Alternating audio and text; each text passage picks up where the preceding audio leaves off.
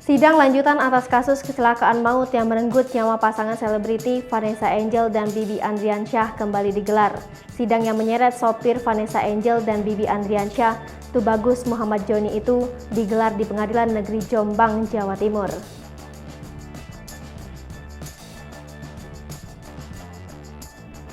Ketika persidangan, Tubagus Jodi memaparkan peristiwa sebelum kecelakaan nahas itu terjadi.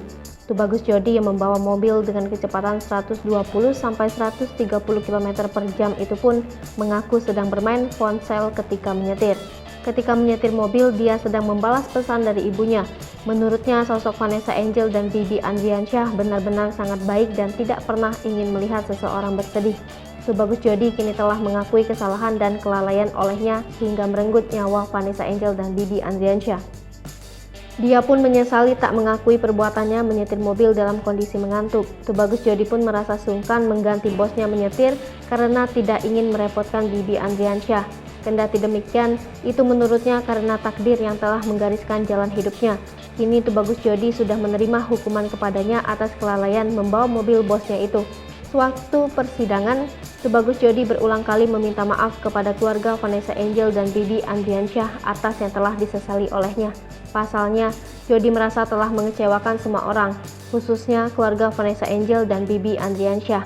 Air matanya berderai panjang ketika menyebut nama Galaskai Andriansyah, putra sematawayang pasangan selebriti yang meninggal pada 4 November 2021 lalu karena akibatnya Galaskai harus kehilangan kedua orang tuanya.